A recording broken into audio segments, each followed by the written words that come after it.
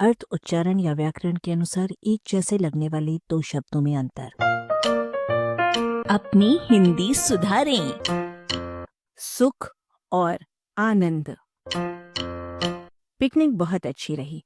Spot तक सुख से पहुंचे क्योंकि बस लाजवाब थी। वहां बहुत आनंद आया क्योंकि संगी साथी लाजवाब थे। कोई भी कारण हो सकता है। सुख और आनंद दोनों अनुकूल और प्रिय अनुभूतियां हैं जिनकी एक दूसरे से खूब बनती है। दोनों में इच्छा पूर्ति से मिलने वाला चैन और खुशी रहती है। सुख को तन मन को भाने वाला आनंद कहा जाता है तथा आनंद को मन को प्रसन्न करने वाला सुख कहा जाता है। सुख शारीरिक भी होता है, आनंद मानसिक ही होता है। सुख का संबंध समृद्धि और सुविधाओं से है। वो आराम का सहचर है। उसका आधार संतोष भी है। संतोषी सदा सुखी। आनंद का संबंध मन की उदात्त भावनाओं से है।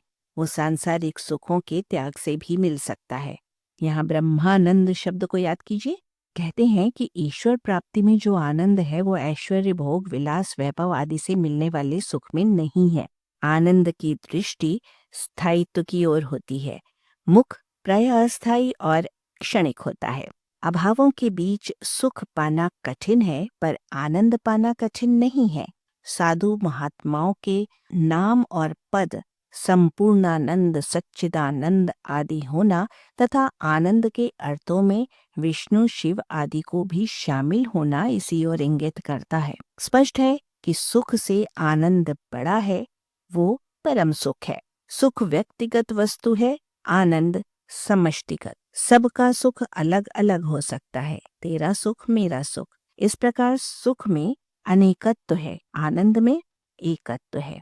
कविता, संगीत, नाटक आदि सबको एकीकृत आनंद देते हैं। पता नहीं आपको ये सब कुछ सुनकर आनंद आया या नहीं। यदि नहीं आया होगा तो मैं सुख की नींद नहीं सो सकूंगा। आलेख भाषाविद डॉक्टर रमेश चंद्र मेहरोत्रा। वाचक स्वर संज्ञा टंडन।